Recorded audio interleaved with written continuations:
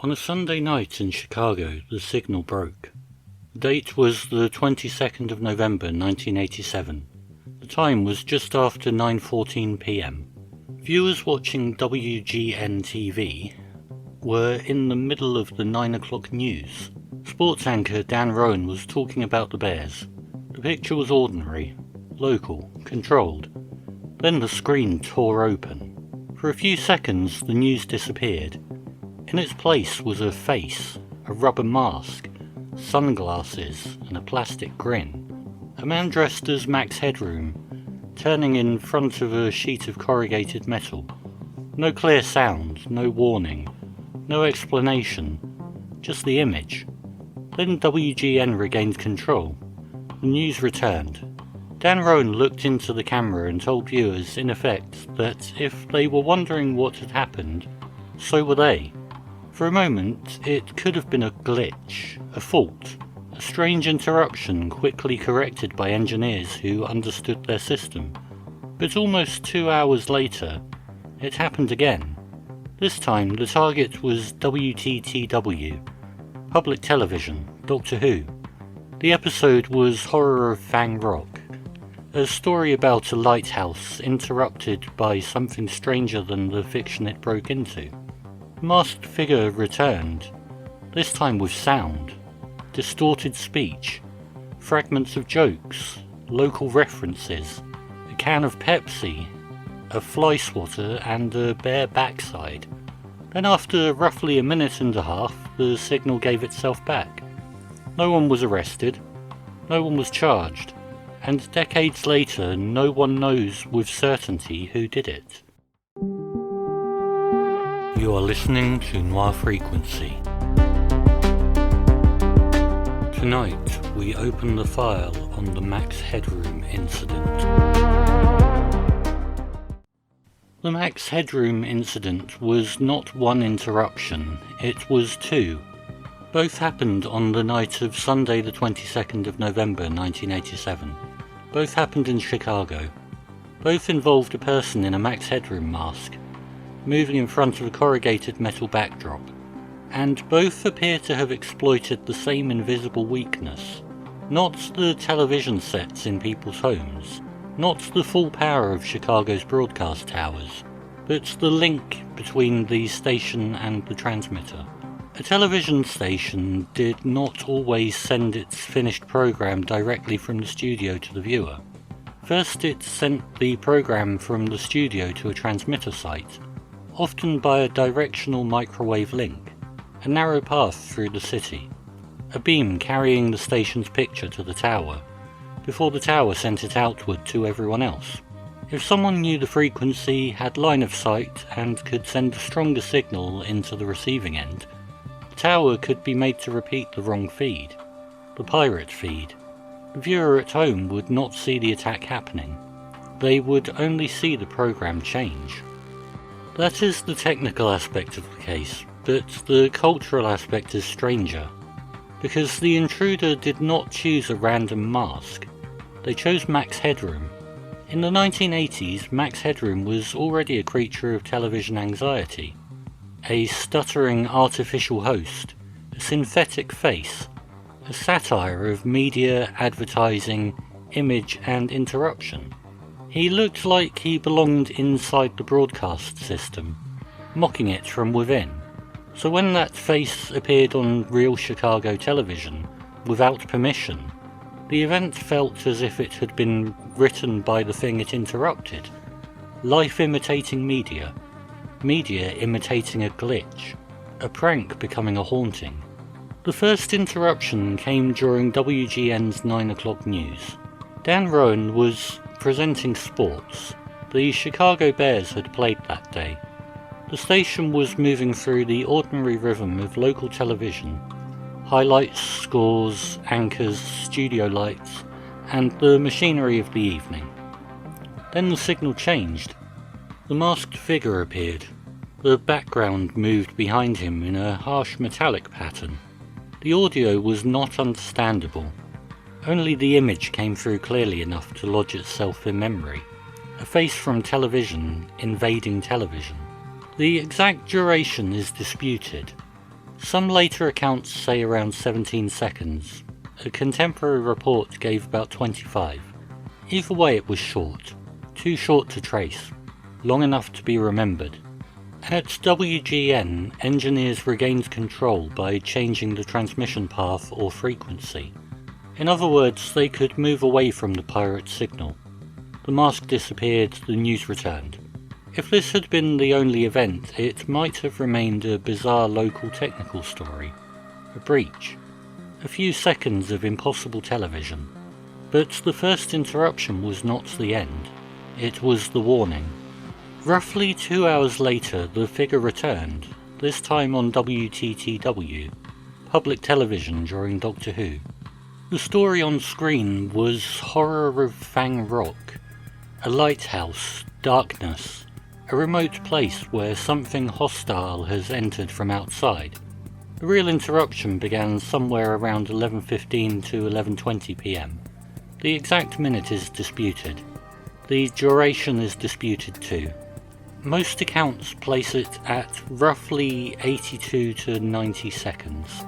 A contemporary report gave 1 minute and 28 seconds. This time there was audio. Distorted, unstable, hard to understand. The figure moved through fragments of performance. He mocked WGN. He referenced Chuck Swirsky. He alluded to Clutch Cargo. He held up a can of Pepsi and echoed the Max Headroom New Coke advertising line, "Catch the wave." He groaned, babbled, shifted, and laughed through private jokes that still do not fully explain themselves. Then the scene turned cruder. The figure bent over. Someone off camera struck him with a fly swatter. The mask complained, the image cut away, and Doctor Who returned as if the broadcast itself had chosen to forget. At WTTW, engineers could not simply switch away as WGN had done. The pirate signal ended when the intruder stopped transmitting. For viewers, the effect was simple. A program they had trusted had been replaced. For a minute and a half, the screen belonged to someone else. That is what makes the second interruption feel different. The first was a breach, the second was a message. Not a clear one, not a manifesto, not even a joke that explains itself, but a message all the same. We can get in. The Max Headroom Incident is often described as a hack. That is true only in the broadest sense. There was no internet involved, no website, no server, no login screen, no glowing keyboard in a dark bedroom. This was analogue, physical, directional, a crime of radio frequency, line of sight, timing, and confidence. The most likely explanation is that the intruders overpowered the station's studio to transmitter links. Those links carried the finished program from studio to the rooftop transmitter site. A pirate with the right equipment could aim a stronger signal at the receiving antenna. If that signal won, the tower repeated the pirate feed, not because the station approved it, but because the receiver accepted it. This required knowledge, the right frequency, the right location, enough power, a clear path to the receiving antenna, and enough understanding of broadcast systems to know where the vulnerable point was. It did not necessarily require an enormous transmitter. Some engineers later suggested that portable electronic news gathering equipment and a small parabolic dish may have been enough, if the operator was close enough to the receiving site. That matters because the popular image is wrong. This was not someone overpowering every television in Chicago from a bedroom. It was more precise, more local, more surgical. The intruder did not need to defeat the whole city. They only needed to find the narrow, invisible path where the television became vulnerable. Viewers saw anchors, adverts, station IDs, science fiction, weather reports and local news. They did not see the chain, the microwave links, the tower receivers, the places where a voice from outside could become the voice of the station. The intruder did not enter through the screen, they entered through the space between the screen. The choice of Max Headroom was not incidental. It was the whole spell. Max was already a fictional interruption, a synthetic presenter, a glitching media ghost, a figure designed to look as though he had escaped from the machinery of television itself. In his own fiction, Max belonged to a world of networks, screens, corporate power, advertising, signal piracy, and electronic rebellion. He was television looking back at itself, mocking itself, selling itself, and breaking itself. So when a masked imitation appeared during a real broadcast intrusion, the symbol landed almost too perfectly. That is why the incident became folklore, not only because it was unsolved, not only because the footage is strange, but because the intruder chose the one face that made the act seem like it belonged to television's own nightmares. A fake digital man, in an analogue hijack, interrupting the age of broadcast certainty. There is another layer. The performance is not slick, it is ugly, cheap, distorted. The mask does not convince, the voice is hard to follow. The jokes are private, childish, local, possibly meaningless, and yet the roughness is part of the power. A polished intrusion might have felt like propaganda. A clear message might have been absorbed as politics, but this was neither. It was signal without sense, a rupture from the place where technical skill, private humour and media anxiety overlap. The FCC and the FBI investigated. The stations wanted answers, viewers wanted explanations, and technically the crime was serious. Unauthorized transmission over licensed airwaves could bring heavy fines and possible jail time. This was not just a prank on a home videotape, it interfered with public broadcasting infrastructure. But the investigation began with a problem. The intrusions were short, too short for ordinary monitoring to catch cleanly. FCC officials said tracing an illegal broadcast generally required several minutes. The WGN interruption only lasted seconds. The WTTW interruption lasted roughly a minute and a half. Then the source was gone. The strongest physical evidence was the tape, but even that failed them. In 1988, the FBI examined video evidence connected to the Max Headroom incident, and the result was disappointing. The tape was at least a second-generation recording. Enhancement efforts did not produce an identification. A cleaner first-generation recording would have mattered, but by then the moment had already degraded. The culprit entered through a fragile signal. The evidence survived as a fragile copy. By the time investigators looked closely, the face was already a mask inside a recording inside a recording, a copy of a disguise. There were leads, there were theories, there were people who had the technical knowledge, broadcast engineers, satellite engineers, ham radio operators, technicians, people close enough to Chicago media culture to understand the references. But suspicion is not proof. No public evidence has ever identified the intruder. The temptation is to make the suspect the story, to point at a name, to say this is the person behind the mask. But the responsible answer is less satisfying. We do not know. The best supported profile is broad. Someone local, or at least familiar with Chicago broadcasting. Somebody technically skilled, possibly more than one person. Someone who understood enough about microwave links to aim at the right vulnerable part of the system. And someone with a sense of humour shaped by local television, pop culture, and private in-jokes. One theory points towards a broadcast insider or former insider. That would explain knowledge of station systems. It might explain the WGN references. It might explain how the intruder knew what would work and when. But it remains a theory. A motive-shaped outline, not a solved case. Another layer belongs to hacker folklore. bulletin board systems, bragging, rumours, handles. Stories passed through early online communities, then rediscovered by later internet sleuths. Some suspects have been proposed and withdrawn. Some theories survive because they are satisfying, not because they are well evidenced. That matters, because unsolved cases attract story.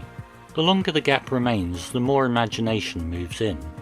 A disgruntled engineer, media prankster, a pirate collective, a hidden artist, a genius, a fool, a ghost in the broadcast chain. What the evidence supports is narrower. There were 2 intrusions. The method was probably a microwave studio to transmitter override. The perpetrator was technically competent. The references suggest familiarity with Chicago media. No one was charged. Everything beyond that begins to drift. The reason no one was caught is probably not one reason, it's a stack of limitations. First, the events were brief. A signal that appears for seconds then vanishes is hard to triangulate. By the time anyone understands what is happening, it may already be over. Second, the attack was probably launched from somewhere with line of sight to the receiving antenna. A rooftop, a high-rise, a parking structure, a temporary position in the urban grid. But Chicago is full of rooftops. A city is a maze of possible angles. Third, the video evidence was poor. A masked face, a moving background, distorted tape. At least second generation by the time the FBI examined it. There was no clean face to enhance, no badge, no license plate, no accidental reflection that solved the case. Fourth, the crime sat in an awkward place. Serious enough to alarm engineers and regulators, not violent enough to command unlimited resources. Technically sophisticated but brief. Public but strangely hard for the public to understand as harm. There was no ransom note, no manifesto, no repeat campaign. Only 2 intrusions, one night and silence after. And finally, time did what time does. Records thinned, memories shifted. Some official files were not retained. Some were transferred, some may have been destroyed. The investigation became not just cold but archival, a mystery preserved in part by the very gaps that make it impossible to close. The Max Headroom Incident lasted less than 2 minutes in total airtime. Its afterlife has lasted for decades. That is how folklore works. Not by duration, by shape, by repetition, by the feeling that a story contains something larger than its facts. At first it was local media scandal, a pirate broadcast, a bizarre crime, a joke almost too strange to explain. Within days, other stations were parodying it. The mask had already escaped the event. Then came the internet. The footage resurfaced. Theories spread. Old Chicago memories mixed with hacker mythology, cyberpunk nostalgia, Reddit threads, YouTube uploads, podcasts, and half-remembered late-night unease. The signal becomes a legend. The incident wasn't paranormal, but it behaves like a haunting. It interrupts. It appears on the screen, speaks in fragments, and it leaves no body. It can't be traced. It returns through copies. And the more degraded the image becomes, the more powerful it feels. Every age has its haunted places, ruined castles, dark roads, mirrors, telephones, and radio static. By 1987, the screen had become one of the greatest thresholds of ordinary life, trusted, domestic, glowing in the corner of the room. And for 90 seconds, something came through that was not supposed to be there. That is the horror. Not that the content was frightening in itself. It was absurd, crude, jumbled, almost stupid. But the fact of it was frightening. The gate opened, something entered, and nobody could say who had let it in. So let us look again, not to solve what has not been solved or to turn rumour into evidence, but to see what the case carries. A local news broadcast interrupted for seconds. A Doctor Who episode interrupted for nearly a minute and a half. A masked figure imitating a fictional media ghost. A likely attack on a microwave studio to transmitter link. A technical intrusion that looked to viewers like possession. An FBI tape examination that could not pull a person out of the static. An investigation with leads but no charge. A file trail now partly missing, partly degraded, partly preserved by record requests decades later. The Max Headroom incident is not mysterious because nothing is known. Much is known. The time, the stations, the likely method, the engineering weakness, the cultural references, the investigation, and the failure to identify the intruder. It is mysterious because the known pieces stop just short of the person behind the mask. There is a voice but no name, a motive perhaps but no confession, and so the figure remains where folklore prefers its monsters, in the gap. Maybe it was a disgruntled technician, maybe a media prankster, maybe a small group of technically skilled misfits, with one perfect night and no plan beyond it. Maybe the truth would be less interesting than the legend, or maybe the legend is what the act was always trying to become. What remains is this. For a brief moment, the screen stopped belonging to the people who owned it. The system spoke with the wrong mouth, and everyone watching learned something they were not supposed to know. The broadcast was not a wall, it was a door. The Max Headroom intruder didn't reveal a secret truth, he didn't change history, he didn't bring down a network. He appeared, he babbled, he mocked, and he vanished. And somehow that was enough, because the real message was not in the words. It was in the interruption, a reminder that every signal has a path, and every path has a weak point. Every screen asks to be trusted, and every so often, something comes through that trust was not built to hold. You have been listening to Noir Frequency. If this story found you, there are a few small ways to help the signal travel further.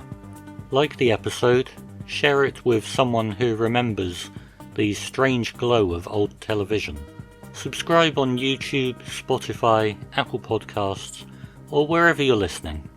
If you want to go deeper, you can join the Patreon at patreon.com/noirfrequency for early access, bonus material, and an ad-free feed. And if you want to carry the signal out into the world, visit noirfrequency.com for the merch store. Thank you for being here, and until next time, keep listening.